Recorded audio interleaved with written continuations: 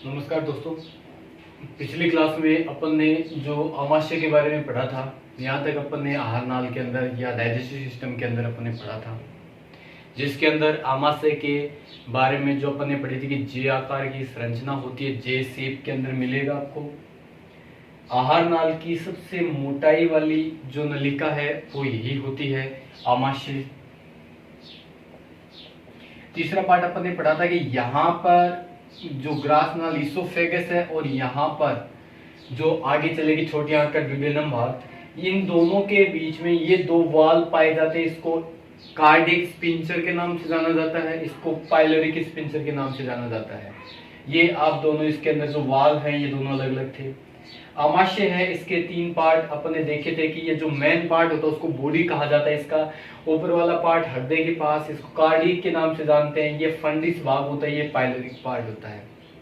यहाँ पे अपन ने पढ़ा था कि आमाशय है वो जठर रस का स्राव करता है, और जठर रस है उसके स्राव के कारण जो आमाशय है उसके अंदर भोजन को रासायनिक रूप से पाचन की क्रिया स्टार्ट कर दी जाती है, उसे मथने की क्रिया चलती है, जिसके अंदर अपन ने पढ़ा था कि जठर रस है उसका स्राव होता है। तो अपन देखते हैं कि जठर रस का स्राव करने के लिए क्या पाई जाती है आमाशय के अंदर, जठर ग्रंथियां। और जठर ग्रंथि का मुख्य रूप में जो मेन होता है पार्ट, वो फंडिस पार्ट इसके अंदर पाया जाता है। फंडिस भाग होता है, उसके अंदर अलग अलग प्रकार की कोशिकाएं पाई जाती हैं जो आपके जठर रस के निर्माण के लिए आवश्यक होती है। सबसे पहला पार्ट अपन देखते हैं यहाँ पे फंडिस पार्ट है। फंडिस पार्ट के अंदर सबसे पहली जो कोशिका है पेप्टिक चीफ सेल, जिनको मुख्य कोशिकाएं कहते हैं, जाइमोजन सेल्स नाम से जानी जाती हैं। इनका काम होता है कि ये जो पाचक एंजाइम है इनका स्राव करने का काम करती हैं। जो प्रोरेनिन है, पेप्सिनोजन है, गैस्ट्रिक लाइपेज है, ये क्या करते हैं कि रेनिन जो होता है वो दूध को पचाने में सहायक होता है, पेप्सिनोजन है वो प्रोटीन के पाचन करने में सहायक होता है, और गैस्ट्रिक जो लाइपेज एंजाइम होता है ये दूध में जो वसा आती है, दूध में वसा, थोड़ा बहुत जो वसा का मान होता है उसको तोड़ने के अंदर, उसको पचाने के अंदर ये क्या है, काम करने में सहायक होता है। फिर 2 नंबर की सेल्स इसके अंदर पाई जाती है, ऑक्जेटिक या पैराइटल सेल। ये पैराइटल सेल, इनको अमल उत्पन्न कोशिका के नाम से जाना जाता है, अल्मोजन कोशिका के नाम से जाना जाता है। ये क्या करती है, एचसीएल अम्ल का क्या करती है, स्राव करने का काम करते हैं। और ये एचसीएल अम्ल अपने शरीर के अंदर अपने पढ़े थे कि 2-3 काम करने में सहायक होता है। एक तो ये जो चीफ सेल के द्वारा जो स्रावित एंजाइम है, एक तो इनको क्या करता है, एक्टिव करने का काम करता है। दूसरा काम करता है कि ये भोजन में आने वाले जो बैक्टीरिया वगैरह है जो मुंह के अंदर जिनका पूर्ण रूप से मृत्यु नहीं हुई है, उनको पूर्ण रूप से पचाया नहीं गया, उनको नष्ट नहीं किया गया, उनको नष्ट करने का काम करता है। और तीसरा काम क्या करता है, भोजन है माध्यम को अम्लीय बनाए रखने का काम करता है। एचसीएल की अगर अपन बात करें तो ये जो आयरन होता है आपका, उस आयरन के अवशोषण में, या मैं बोल सकता हूं आयरन के पाचन में सहायक होता है। आयरन के पाचन में सहायक होता है। यहाँ पर आयरन का पाचक भी करने का काम यही करता है, एचसीएल ही करता है। उसको जो आपका फेरस है उसको फेरिक के अंदर तोड़ने का काम कर देता है। तीसरी पार्ट अगर अपन बात करें, यहीं पर एक विटामिन पाया जाता है, आपके विटामिन B12। सामान्यतः विटामिन बी है जो आपका जल में एग घुलनशील विटामिन के नाम से जाना जाता है, सॉरी जल में घुलनशील विटामिन के नाम से जाना जाता है। इसलिए इसका जो संग्रहण है वो आपके शरीर में नहीं पाया जाता, लेकिन एकमात्र विटामिन B12 जो होता है उसका अवशोषण है वो एचसीएल के कारण क्या है, आमाशय के अंदर होने लगता है। कुछ पार्ट है इसका मानव शरीर के अंदर संचित रहता है। तीसरे प्रकार की सेल पाई जाती है, ग्लोबुलेट या म्यूकस नेक सेल। ये म्यूकस नेक सेल का काम क्या होता है, ये म्यूकस का स्राव करती है, या मैं बोल सकता हूं कि श्लेष्मा या म्यूकस का स्राव करने वाली कोशिकाएं होती है। ये क्या काम करती हैं कि जो आपका आमाशय है, आमाशय के ऊपर एक कोटिंग कर देती हैं, एक इस पर कवरिंग करने का काम कर देती है, जिससे पाचक एंजाइम है वो आमाशय भित्ति के ऊपर काम नहीं करते। अगर इसका स्राव कम हो जाता है तो एचसीएल का स्राव बढ़ता है, और एचसीएल है वो यहाँ पर छेद करने लगता है, आमाशय की भित्ति को काटने लगता है, जिससे व्यक्ति को एक रोग होता है, इसका नाम होता है आपका अल्सर। अल्सर नाम का व्यक्ति को रोग हो जाता है। अल्सर जिसमें आमाशय की भित्ति है वो कटने लगती है, छेद होने लगते हैं, या मैं बोल सकता हूँ कि उसके ऊपर जो दरारें होने लगती है, और अल्सर नाम का रोग उत्पन्न कर देता है। चौथी प्रकार की सेल पाई जाती है अर्जेंटेफाइन सेल। ये अर्जेंटेफाइन सेल का मुख्य काम होता है कि ये गैस्ट्रिक हार्मोन का स्राव करती है। मुख्यतः मोस्ट जो इसका काम होता है वो होता है गैस्ट्रिक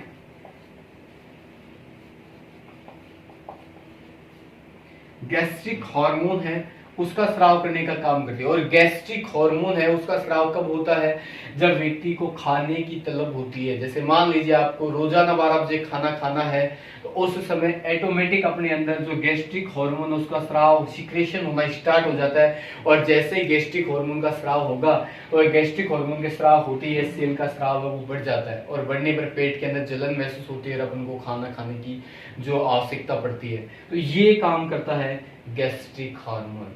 कई बार क्या होता है कि आपने जो रोग सुना गैस्ट्रिक, या मैं बोल सकता हूं कि किसी को जो गैस्ट्रिक रोग हो गया। गैस्ट्रिक का मतलब ये होता है कि गैस्ट्रिक जो अपन बोलते हैं कि गैस, पेट के अंदर गैस का बन जाना, या एसिडिटी भी बोल सकते हैं अपन इसको, एसिडिटी का कारण यही होता है। जैसे अपन मान लीजिए कोई ऐसा कोई भी पदार्थ वो चबा रहे हैं लेकिन वो पेट के अंदर नहीं जा रहा। जैसे आप बोल सकते हो कि च्युइंगम वगैरह अगर खाते हैं अपन, च्युइंगम खाने पर क्या होता है कि जो अपन मुंह से चबा तो रहे हैं, थोड़ा बहुत लार है वो आपके आमाशय में जा रहा है। जैसे ही लार आमाशय की तरफ जाएगा तो गैस्ट्रिक हार्मोन है वो एक्टिव हो जाएगा। एक्टिव होने पर किसका स्राव कर देगा? HCl का, और आपके पाचक एंजाइम स्रावित होने लगेंगे। लेकिन भोजन नहीं मिल पाने के कारण HCl की मात्रा अपने आमाशय के अंदर बढ़ जाएगी, व्यक्ति को क्या हो जाएगा? एसिडिटी। इसके लिए एंटी एसिडिक कोई भी टेबलेट वगैरह या सिरप वगैरह आपको पीना पड़ता है। जैसे अपन इनो वगैरह जो पीते हैं वो इसी के लिए पीते हैं कि जो क्षारीय मात्रा में इसके अंदर पदार्थ पाया जाता है वो उसको क्या कर देते हैं? उदासीन करने का काम करते हैं। तो सामान्यतः फंडिस पार्ट है वो 4 प्रकार की कोशिकाओं के अंदर मिलता है आपको। पेप्टिक, चेफ, जाइमोजन सेल है, एक ही नाम है, जो पाचक एंजाइम का स्रावित करती है। ऑब्जेक्टिक या पैराइटल सेल है वो आपके HCl का स्राव करती है। गोबलेट सेल या म्यूकस नेक सेल वो श्लेष्मा म्यूकस का स्राव करती है। चौथी होती है अर्जेंटेफाइन सेल जो मोस्टली गैस्ट्रिक हार्मोन के स्राव के लिए उत्तरदायी होती है। ये आमाशय के अंदर पाई जाती है। बात करते हैं पाइलोरिक पार्ट और कार्डियक पार्ट। इन दोनों भाग की अगर मैं बात करता हूं तो दोनों के अंदर ही क्या पाई जाती है? श्लेष्मा ग्रंथियां पाई जाती है, म्यूकस ग्लैंड पाई जाती है, और ये श्लेष्मा का क्या करती हैं? स्राव करने का काम करती है यहाँ पे। तो यहाँ पर ये चलता है आमाशय के अंदर। अगला पार्ट आता है अपना छोटी आंत। तो छोटी आंत की अपन बात करते हैं। देखिए तो दोस्तों नेक्स्ट पार्ट आता है इसके अंदर छोटी आंत का आपका। तो छोटी आंत की अगर अपन बात करते हैं तो देखिए स्टमक से निकलने के बाद में जो भोजन होता है, यहाँ पे आप देखोगे तो यहाँ पर एक वाल्व था जिसका नाम था पाइलोरिक वाल्व। यहाँ से जो भोजन है वो पहुंचेगा आपका किसके अंदर? छोटी आंत के अंदर। यहाँ पर आपने पढ़ा था कि जो भोजन है यहाँ पे, उस भोजन का नाम क्या था? अपचित भोजन है, उसका नाम था यहाँ पे काइम। यहाँ पे काइम नाम था इस भोजन का। जो अगर मैं बात करूं इसके अंदर किसका स्राव ज्यादा था? HCl के स्राव के कारण ये अम्लीय मात्रा में है, अम्लीय भोजन है यहाँ पे। जैसे ही ये अम्लीय भोजन है इस पाइलोरिक वाल्व के द्वारा इसके अंदर पहुंचता है। ये यू आकार की एक नलिका होती है जो छोटी आंत का पहला पार्ट होती है, जिसको बोलते हैं ड्यूडेनम, या आप इसको ग्रहणी कहते हैं, ग्रहणी या ड्यूडेनम।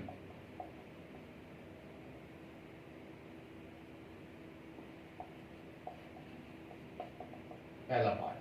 अब ड्यूडेनम की अगर मैं बात करता हूं तो यहां ये सबसे पहली बात तो कैसी होती है? यू शेप के अंदर होती है, यू आकार की नली होती है। इस नली के अंदर यहां पर 2 प्रकार की जो ग्रंथियां होती हैं इनका स्राव मोस्ट माना जाता है। सबसे पहले तो ऊपर की तरफ आती है लीवर, आपकी यकृत पाया जाता है यहाँ पे। अब यकृत सबसे मोस्ट है यहाँ पे, और दूसरा यहाँ पे पैनक्रियाज या अग्नाशय। ये 2 ग्रंथियां यहाँ पे पाई जाती हैं, और दोनों की दोनों ग्रंथियां पाचन के अंदर मुख्य सहायता प्रदान करती हैं। यकृत की मैं बात करता हूं तो यकृत के द्वारा आपके यहाँ पे पीत रस का निर्माण किया जाता है। पीत रस, बाइल जूस। बाइल जूस का निर्माण किया जाता है और अग्नाशय के द्वारा पैनक्रियाटिक जूस या अग्नाशय रस का स्राव किया जाता है। अब दोनों की मैं बात करता हूं तो पीतरस के बारे में बहुत से एग्जामों में बहुत बार क्वेश्चन बने हैं, सबसे मोस्ट पार्ट है यहाँ पे ये पीतरस। अब देखते हैं कि ये काम कैसे करता है। तो यकृत की बात करें, सबसे पहले यहाँ पे पीतरस, दो चीजें यहाँ पे ड्यूडेनम या ग्रहणी के अंदर पहुंचती है। एक तो पार्ट बनता है इसका पीतरस का, पीतरस आकर मिलता है, और दूसरा पार्ट यहाँ पे आकर मिलता है इसके अंदर अग्नाशय से स्रावित अग्नाशय रस, पैनक्रियाटिक जूस। पीतरस है या बाइल जूस है। पीतरस की बात करें तो इसके बारे में एग्जामों में बहुत बार क्वेश्चन बने हैं। सबसे फर्स्ट क्वेश्चन, पीतरस का निर्माण कहां पर होता है, ये बनता कहां पर है। तो यहां पर एग्जाम के अंदर आए हुए क्वेश्चन के ऑप्शन की अगर मैं बात करता हूं तो एक तो ऑप्शन ये आ गया पित्ताशय, एक आता है यकृत, एक आता है ग्रहणी, एक आता है अग्नाशय। तो बात करें कि ये बनाता कौन है, तो बनाने का काम किसका होता है, यकृत का। तो निर्माण इसका किसके द्वारा होता है, यकृत द्वारा इसका निर्माण किया जाता है। लेकिन ये पित्तवाहिनी के द्वारा किसके अंदर आके रुकता है, गॉल ब्लैडर या पित्ताशय के अंदर। ये पित्ताशय के अंदर आकर इकट्ठा होने का काम करता है। तो संग्रहण कहां पर पाया जाता है इसका, तो संग्रहण की मैं बात करता हूं तो ये कहां पर होता है, पित्ताशय के अंदर इसका संग्रहण होता है। बनाता इसका यकृत है और संग्रहण इसका पित्ताशय के अंदर किया जाता है। अब बात करते हैं कि पाचन में यह कैसे सहायता प्रदान करता है, क्या काम करता है। तो बात करें पाचन के अंदर, तो सबसे मोस्ट बात एक तो आपको ध्यान में रखनी है कि सबसे पहली पार्ट तो ये है कि पीतरस के अंदर बाइल जूस जो होता है, पीतरस में कोई भी पाचक एंजाइम नहीं पाया जाता है। यानी जो बाइल जूस है doesn't have any digestive enzyme, पाचक एंजाइम,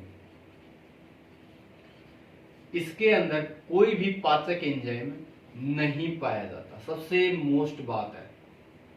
फिर भी ये पाचन में सहायता प्रदान करता है, फिर भी ये पाचन में क्या करता है, सहायता प्रदान करता है। कोई भी पाचक एंजाइम इसके अंदर नहीं पाया जाता है। आपकी अभी जो फर्स्ट ग्रेड आरपीएससी या फर्स्ट ग्रेड की एग्जाम लगी थी उसके अंदर पूछा हुआ क्वेश्चन है, मेन जो पेपर था साइंस का उसके अंदर पूछा हुआ क्वेश्चन था कि बाइल जूस में निम्न में से कौन सा एंजाइम पाया जाता है। बहुत सारे एंजाइम दे रखे थे, एक ऑप्शन था नन ऑफ दीज, तो उसका आंसर था नन ऑफ दीज, इनमें से कोई भी नहीं, कोई भी पाचक एंजाइम इसके अंदर नहीं पाया जाता है। तो यहाँ पे पहला मोस्ट बात है। तो बात आती है कि इसके अंदर होता क्या है पीतरस के अंदर। तो पीतरस के बारे में अगर अपन देखिए मोस्ट बात, सबसे पहले तो पीतरस का पीएच मान कितना पाया जाता है, पीएच क्या होता है। तो पीतरस के पीएच की मैं बात करता हूं तो पीएच पाया जाता है 7.4, लगभग 7.4। इसका मतलब ये कैसा होता है, हल्का क्षारीय प्रकृति का होता है, बेसिडिक होता है, थोड़ा सा हल्का क्षारीय प्रकृति का पाया जाता है। दूसरी बात की मैं बात करूं कि पीतरस है, इसके अंदर जो इसका संगठन होता है उसमें होता क्या है, तो पीतरस के अंदर पाया जाता है जल, आपका 99% के करीब तो इसके अंदर जल ही होता है, वाटर ही पाया जाता है।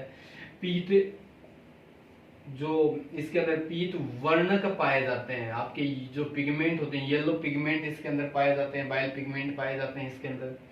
और इसी की बात करें तो पीत वर्णक की अगर मैं बात करूं तो पीत वर्णक में क्या पाया जाता है, तो पीत वर्णक में दो प्रकार के पाए जाते हैं। एक तो पाया जाता है इसमें बिलीरुबिन, एक होता है बिलीरुबिन और दूसरा होता है बिलीवर्डिन। बिलीरुबिन की बात करें तो ये होता है पीले रंग का, और बिलीवर्डिन की बात करें तो ये होता है हरे रंग का। अगर यकृत की अगर कोई दिक्कत होती है तो बिलीरुबिन की मात्रा है वो आपके ब्लड के अंदर, आपके जितने भी श्वेत प्रकार के अंग उनके अंदर इसकी मात्रा बढ़ जाती है। जैसे मैं पीले की अगर बात करता हूँ तो पीले के अंदर बिलीरुबिन की मात्रा बढ़ जाती है, जिसके कारण आंखों का जो श्वेत पटल है, जिसको अपन बोलते हैं दर्द पटल बोलते हैं या श्वेत पटल बोलते हैं, जो आपका ये पार्ट है इसके अंदर पीले रंग की जो मात्रा है वो बढ़ जाती है। ब्लड के अंदर बढ़ने के कारण यहाँ पर पीलापन छा जाता है। नाखून के आगे के भाग है वो पीले होना, मूत्र में पीले रंग की मात्रा का बढ़ जाना, वो किसके कारण होता है, बिलीरुबिन की मात्रा है। जो विष्टा है उसका पीला रंग भी सामान्यतः किसके कारण होता है, बिलीरुबिन के कारण ही होता है।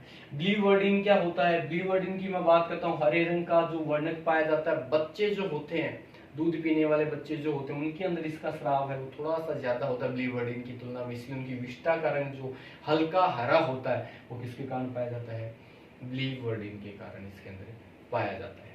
और इसके अंदर पीत जो आपके लवण पाए जाते हैं, जो बाइल साल्ट है वो इसके अंदर पाए जाते हैं, पीत लवण है वो भी कुछ मात्रा में इसके अंदर पाए जाते हैं।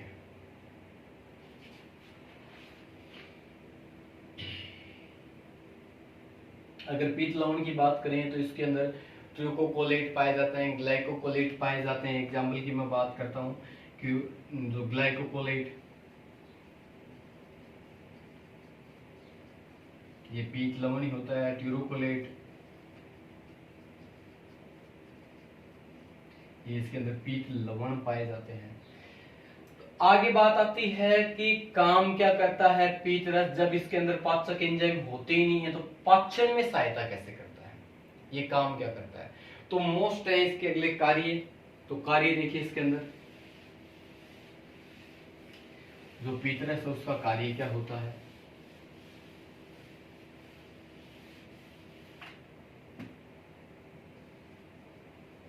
पीत रस के कार्य, फर्स्ट जो इसका सबसे पहला काम, अब आपने पढ़ा है अभी कि ये कैसा होता है, क्षारीय प्रकृति का होता है।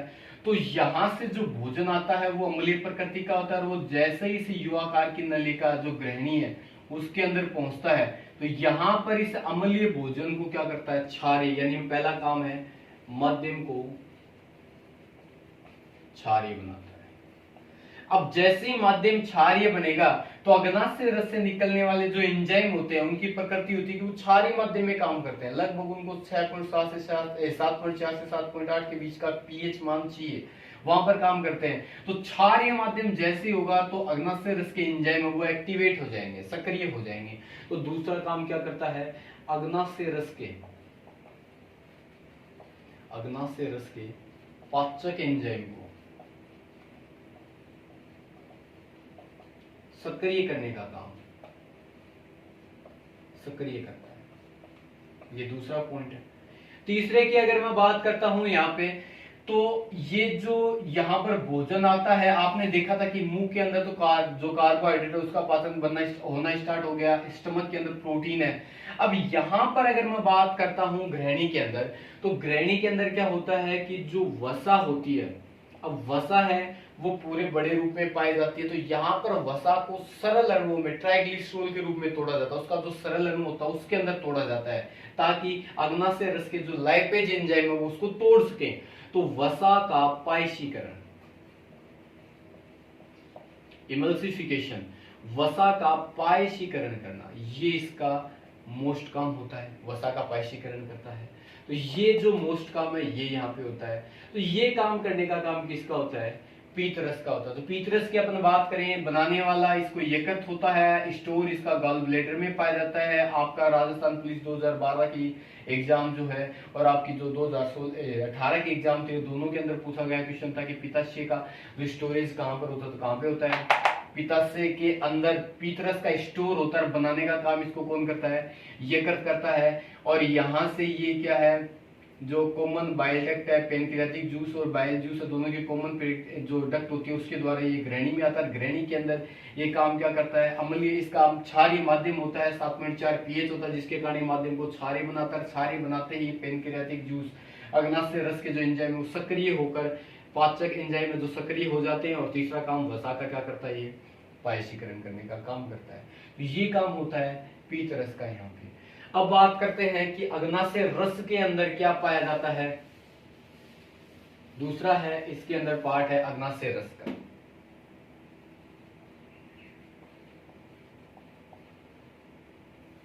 अग्नाशय रस, तो अग्नाशय रस की अगर मैं बात करता हूं तो सबसे मोस्ट बात तो इसे पूर्ण पाचक रस कहा जाए। जो आपका टोटल डाइजेस्टिव जो जूस होता है, पूर्ण पाचक रस है, इसको कहा जाता है। कारण क्या है, क्यों कहा जाता है इसको पूर्ण पाचक रस?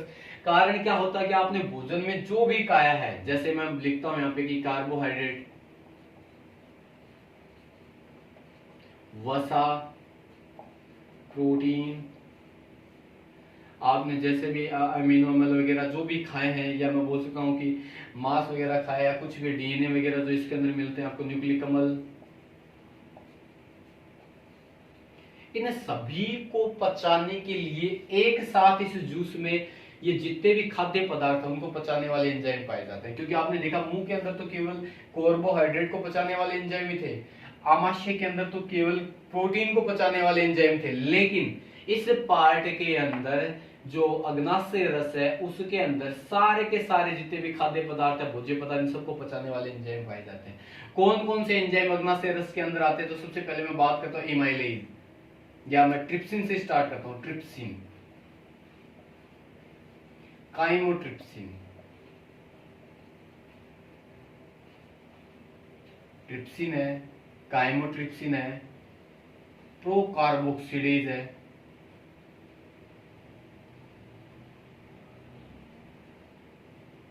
प्रोकार्बोक्सिलेज,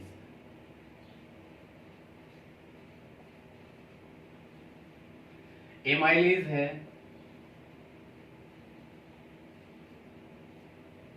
लाइपेज है, न्यूक्लियेज है। ये सारे के सारे जो एंजाइम है वो अग्नाशय रस के द्वारा क्या है, स्रावित किए जाते हैं। और ये सारे के सारे जो एंजाइम होते हैं वो क्षारीय प्रकृति के अंदर सक्रिय होने का काम करते हैं। अब अपन यहां पर अगर देखते हैं तो जो ट्रिप्सिन के बारे में आपका जो आरपीएससी एलडीसी जो अभी पीछे वाली लगी थी उसके लेवल सेकेंडरी के अंदर पूछा हुआ, सॉरी जो रिट लेवल सेकेंड है उसके अंदर पूछा हुआ क्वेश्चन था कि ट्रिप्सिन एंजाइम का स्रावित कहाँ किया जाता है।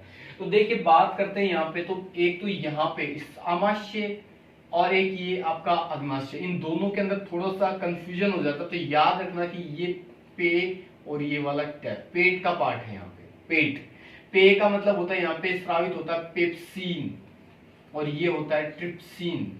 दोनों याद रखने हैं कि पेट है, पेट को आप देख सकते हो ऊपर पे नीचे टे, तो पे की जगह पेप्सिन है, यानी स्टमक के अंदर जो प्रोटीन के लिए स्रावित होता है वो होता है पेप्सिन, और अग्नाशय के अंदर जो प्रोटीन के लिए स्रावित होता है वो क्या होता है, ट्रिप्सिन। यहाँ पर ये पाए जाते हैं। तो अपन देखते हैं कि इनका काम क्या होता है। तो जो ट्रिप्सिन है, काइमोट्रिप्सिन है, प्रोकार्बोक्सिलेज है, ये किसके लिए पाए जाते हैं, यहाँ पे किसका पाचन करते हैं, ये प्रोटीन को पचाने का काम करते हैं। प्रोटीन का क्या करते हैं, यहाँ पे पाचन करते हैं। एमाइलेज है वो यहाँ पे किसका करता है, कार्बोहाइड्रेट का, कार्बोहाइड्रेट का पाचन करता है। लाइपेज यहाँ पे क्या काम करता है, जब वसा का पायशीकरण हो जाता है, ट्राइग्लिसरॉल के रूप में वसा है, जो वसा का संयुक्त अणु है, मैं लिख सकता हूं यहाँ पे वसा का वृहत अणु। इस वृहत अणु को जो पीतरस है, बाइल जूस है, वृहत अणु को पीतरस है उसके द्वारा जो इसके छोटे अणुओं के अंदर तोड़ दिया जाता है, और उन छोटे अणुओं को कहते हैं ट्राइग्लिसरॉल।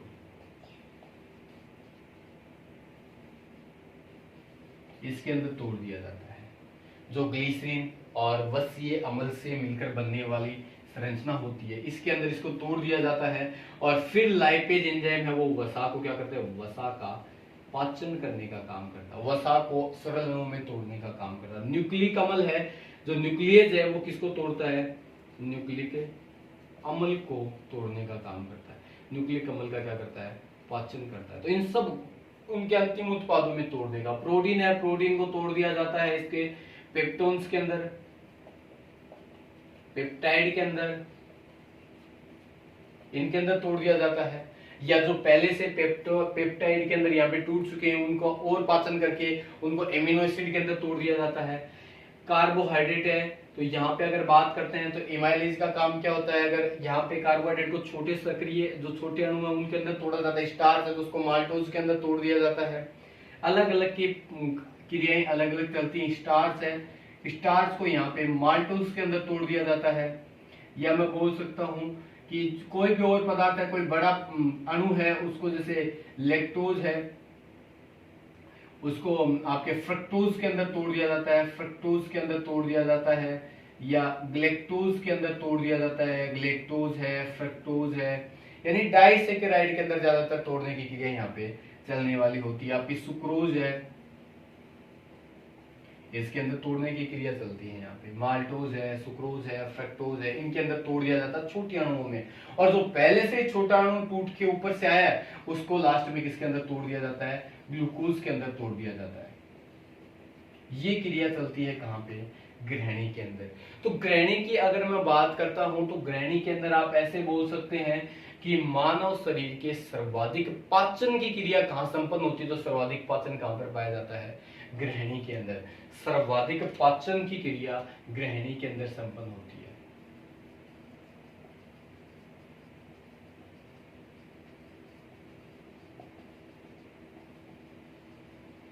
इस भाग में सर्वाधिक पाचन की क्रिया संपन्न होती है।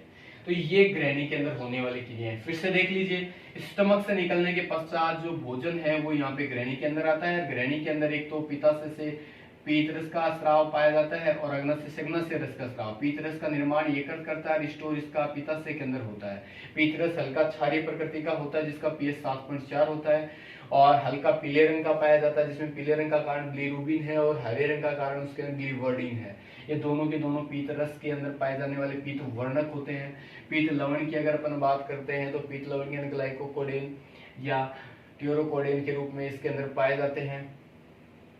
और अगर बात करें कि काम क्या करता है तो पीतरस है वो काम क्या करता है, पीतरस है वसा का पायशीकरण इसका मोस्ट काम होता है, माध्यम को अम्लीय बना देता है और अग्नाशय रस के एंजाइम को क्या कर देता है, सक्रिय करने का काम करता है।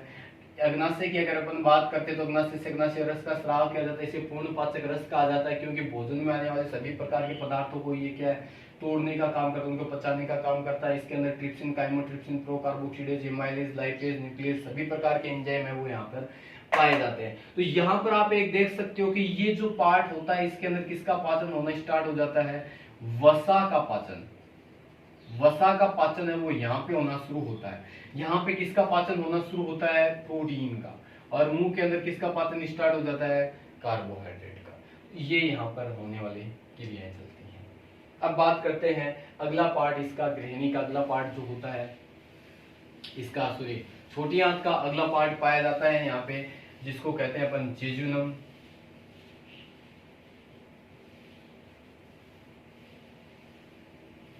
या अगर क्षुद्रांतर नाम से भी जाना जाता है जेजुनम।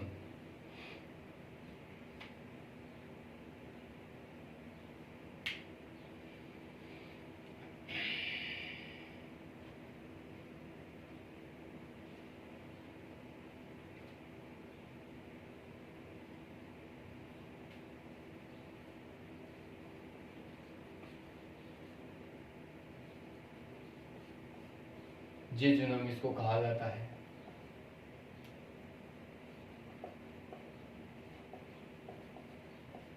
जेजुनम।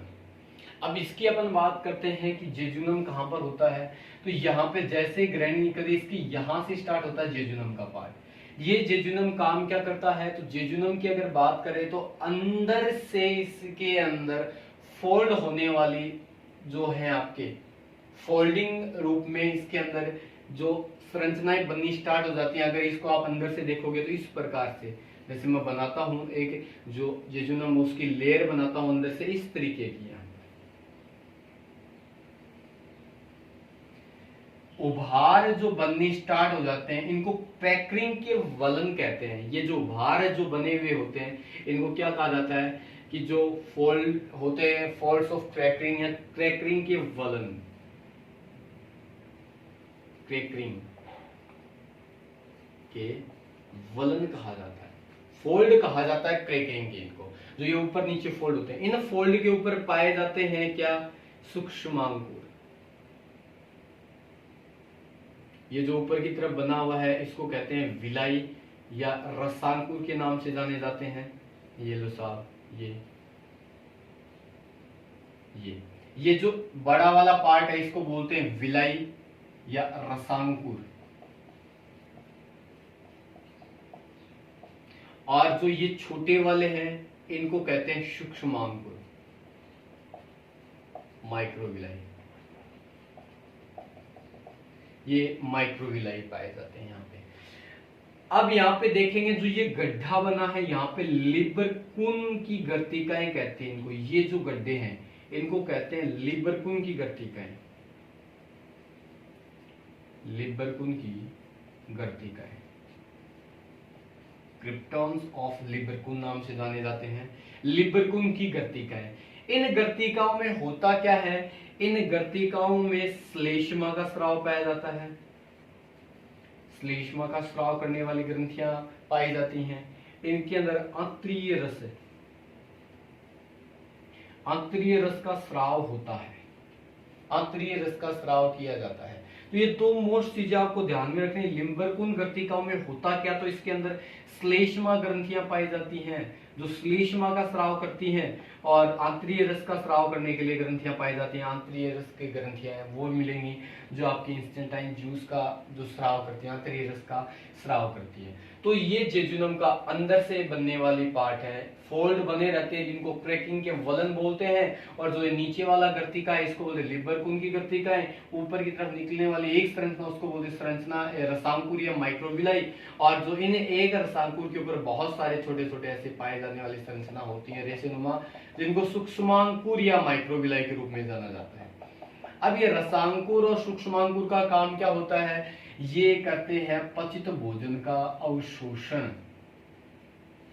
यहाँ पे पचित भोजन का क्या चलता है, अवशोषण की क्रिया चलती है।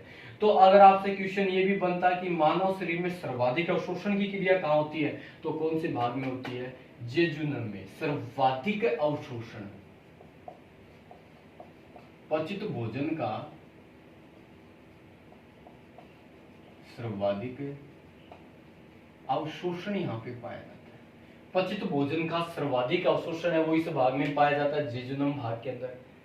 अब बात करते हैं कि यहाँ पे कौन से आंतरीय रस का स्राव किया जाता है, आंतरीय रस के अंदर पाए क्या जाते हैं। तो सबसे मोस्ट बात तो ये आती है कि आंतरीय रस है वो काम क्या करते हैं। तो आंतरीय रस है सामान्यतः जो भी आपके पाचक एंजाइम उनको अंतिम रूप से सरल अणुओं में तोड़ देना, और तोड़ने के बाद में अवशोषण की क्रिया इस भाग के अंदर चलती है। तो अपन देखते हैं यहाँ पे कि आंतरीय रस जो होता है, आंतरीय रस इसके अंदर क्या पाया जाता है, इसके अंदर पाया जाता है जो सुक्रोज है। अपन ने पढ़ा था कि कार्बोहाइड्रेट जैसे अंतिम से डाइसेकेराइड के अंदर टूटता है सुक्रोज का, उसके लिए सुक्रेज एंजाइम पाया जाता है यहाँ पे। अगर फ्रक्टोज की मैं बात करता हूँ तो फ्रक्टेज पाया जाता है। माल्टोज की मैं बात करता हूँ माल्टेज पाया जाता है। अगर मैं और किसी की बात करें जैसे कार्बोहाइड्रेट की और देखें तो एमाइलेज भी यहाँ पे मिलता है। अगर वसा की बात करें तो लाइपेज यहाँ पे पाया जाएगा। प्रोटीन के जो पेप्टाइड से तो पेप्टाइडेज होगा, और भी बहुत सारे इसके अंदर एंजाइम यहाँ पे मिलेंगे जो भोजन को उसके सरल अणुओं के अंदर अंतिम रूप से तोड़ने का काम करेंगे। सुक्रेज है, फ्रक्टेज है, माल्टेज है, एमाइलेज है, ये सारे के सारे किसके अंदर तोड़ देंगे, ग्लूकोज के अंदर तोड़ने का काम करते हैं। लाइपेज है वो उसको किसके अंदर तोड़ देगा, वशीय अम्ल के अंदर तोड़ने की क्रिया चलती है। पेप्टाइडेज है उसको वशीय जो आपका एमिनो एसिड जो होता है एमिनो अम्ल, इसके अंदर तोड़ने की क्रिया चलती है। और यहां से इन सभी को जो विलाई, माइक्रोविलाई यानी रसांकुर और सूक्ष्मांकुर है उनके द्वारा इन सभी का क्या होता है, अवशोषण, अब्जॉर्प्शन की क्रिया चलती है। अवशोषण की क्रिया है वो चल जाती है यहाँ पे। जो अपन ने पढ़ा था फर्स्ट पार्ट में पढ़ा था कि जो थर्ड पार्ट चलता है पाचन का, जो तीसरी स्टेप चलती है वो होती है अवशोषण। यहाँ पे तो अवशोषण की क्रिया चलती है यहाँ पे, और इसको ब्लड के अंदर मिलाया जाता है, ब्लड या लसिका के अंदर मिलाने की क्रिया चलती है। तो ये पार्ट इसके अंदर चलता है। चौथे पार्ट की, तीसरे पार्ट की अगर अपन बात करें, छोटी पार्ट का, छोटी आंत का तीसरा भाग पाया जाता है यहाँ पे जिसको अपन बोलते हैं इलियम या क्षुद्रांत्र। क्षुद्रांत्र या इलियम, इलियम ILEIM, इलियम, ये पाया जाता तीसरा पार्ट यहाँ पे। अब ये पार्ट की बात करूं तो लास्ट का अंतिम पार्ट है वो इलियम के रूप में। यहां तक आते आते भोजन का जितना भी जो वेस्ट पार्ट होता है, अपन बोल सकते हैं जितना भी अच्छा जो पदार्थ होता है उसका अवशोषण हो चुका होता है, अवशोषण होता है। तथा दूसरी बात करें तो कर्माकुंचन गति चलती है, कर्मानुकुंचन गति द्वारा अर्धपचित भोजन जो होता है,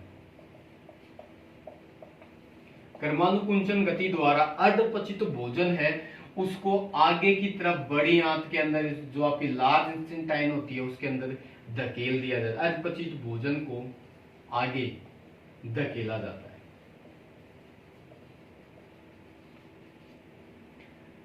लास्ट बात करें, यहां पर जो अब भोजन बना है, जो अर्धपचित भोजन है उसका नाम बदल दिया जाता है और उस अर्धपचित भोजन को यहां पे कहा जाता है काइल। यहां पे इसका नाम क्या बनेगा, काइल। काइल, यहां पे उसका नाम था काइन, यहां पे इसका नाम है काइल। मुंह के अंदर उसका नाम था बोलस और बाहर उसका नाम था भोजन। अलग अलग नाम बनते जाते हैं और इसको बड़ी आंत के अंदर क्या है, धकेल दिया जाता है। यहाँ पे अगर आप देखते हैं तो बड़ी आंत और छोटी आंत जो कोलन भाग इसका होता है, अन्ननाल जिसको अपन बोलते हैं, यहां पर पाई जाती है एक पेशीय संरचना, या मैं बोल सकता तर्क रूपी प्रीसेसिका कहते हैं इसको, प्रीसेसिका, अपेंडिक्स,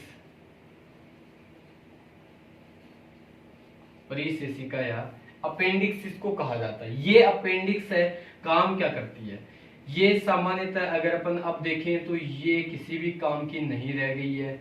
एक रूप से आप ऐसे भी बोल सकते हो इसको कि जो पहले के टाइम में जब मानव भोजन के अंदर घास फूस ज्यादा खाता था तब ये जो पार्ट होता था इसके अंदर एक विशेष प्रकार के एंजाइम का स्राव होता था जिसका नाम था सेलुलेज। क्योंकि भोजन है, घास फूस के अंदर सेलुलोज का मान है वो बहुत ज्यादा मात्रा में पाया जाता है, तो सेलुलेज, उसको पचाने के लिए सेलुलेज एंजाइम चाहिए होता है, तो वो सेलुलेज एंजाइम है उसका स्राव करती थी ये, लेकिन वर्तमान में ये किसी भी काम की नहीं, इसलिए अवशेषीय के रूप में पाई जाती है।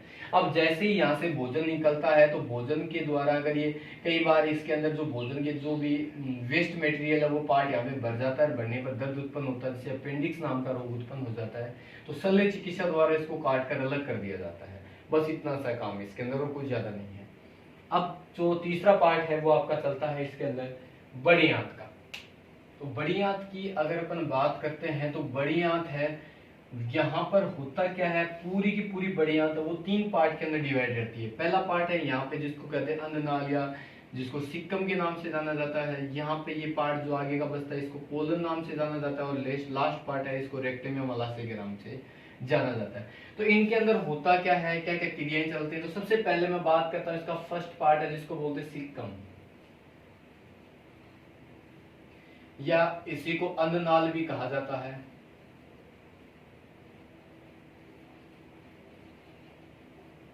सिक्कम या अन्ननाल भी इसको कहा जाता है।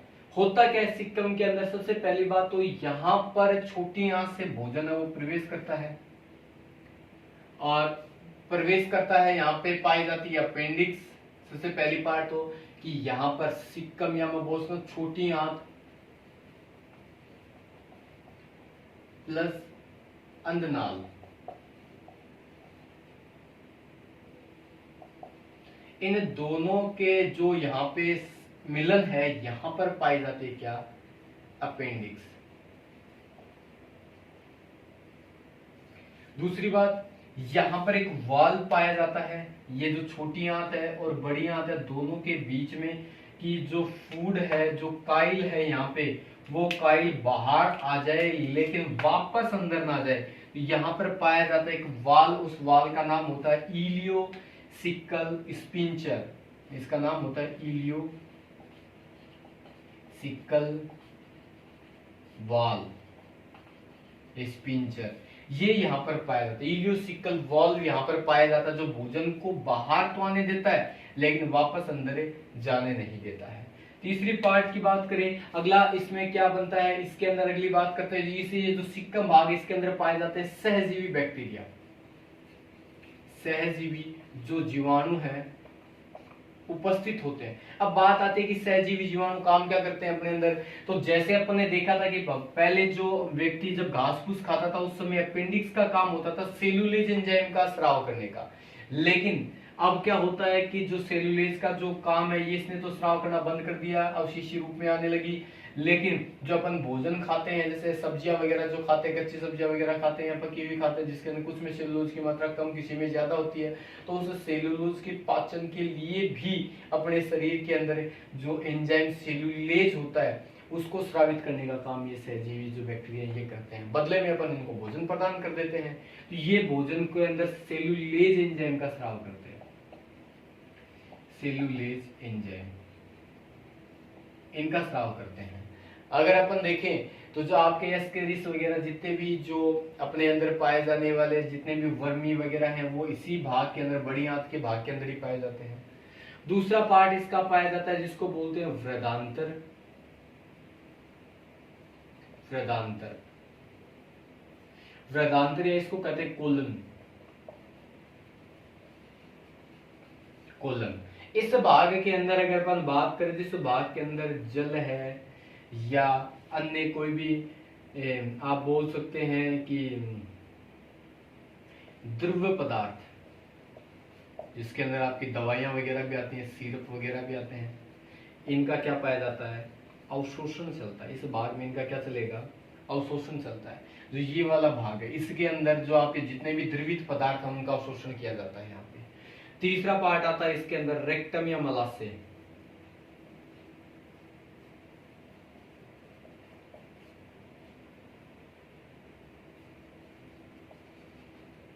रेक्टम तीसरा पार्ट आता है इसमें, रेक्टम या मलाशय का।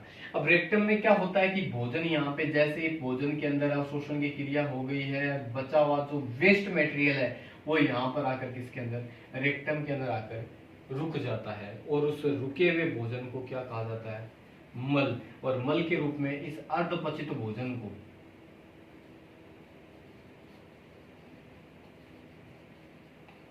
भोजन के रूप में जो मल है उसके रूप में अर्धपचित भोजन को क्या है, समय समय पर त्याग दिया जाता है। तो ये क्रियाएं चलती हैं आपके पाचन तंत्र के अंदर। तो फ्रेंड्स अगर आपको ये टॉपिक पसंद आया हो तो कृपया करके ज्यादा से ज्यादा इसे लाइक करें, शेयर करें और सब्सक्राइब करें। यदि आपको इसके बारे में कोई भी क्वेश्चन वगैरह बनते हैं तो कृपया करके कमेंट के थ्रू मेरे को जरूर भेजें कि इसमें ये दिक्कत है या आपको ये दिक्कत आई या आपके सामने इससे संबंधित कोई नया क्वेश्चन नहीं आया है। और अगर अपन बात करें तो टॉपिक आपको थोड़ा सा बड़ा जरूर लगा होगा, लेकिन मेरा ये मानना है कि कोई भी चीज अगर आप पढ़ते हो तो केवल उसको एक बार पढ़ो। ऐसा नहीं है कि मैंने आज पढ़ा दिया फिर आपको दोबारा कहीं से इसी से संबंधित मटेरियल फिर से आपको पढ़ना पड़े कि भाई इसमें तो कमी आ गई। तो आप पढ़ो, एक बार पढ़ो, ज्यादा पढ़ो, लेकिन एक बार ही पढ़ो। उस चीज को आराम से पढ़ेंगे। पूरा का पूरा जो टॉपिक है आपका पाचन तंत्र का वो पूरा का पूरा अपन ने यहाँ पे कंप्लीट कर लिया है। नेक्स्ट वीडियो में अभी आपके लिए नया लेकर आऊंगा जिसके अंदर पाचन तंत्र के लिए कीवर्ड के रूप में अपन वो वीडियो बनाएंगे। टोटल ज्यादा से ज्यादा उसको 5 से 10 मिनट के अंदर खत्म कर देंगे पूरा का पूरा पाचन तंत्र। जिससे ये होगा कि आपने जितने भी ये जो पीछे के वीडियोस देखे हैं या आपको पहले का जो भी आता है उससे संबंधित जो कीवर्ड्स हैं उनके द्वारा अपन छोटा सा कैसे कॉन्सेप्ट है उसके अंदर इस पाचन तंत्र को कैसे खत्म करेंगे वो अपन लेके आएंगे नेक्स्ट वीडियो। थैंक यू दोस्तों।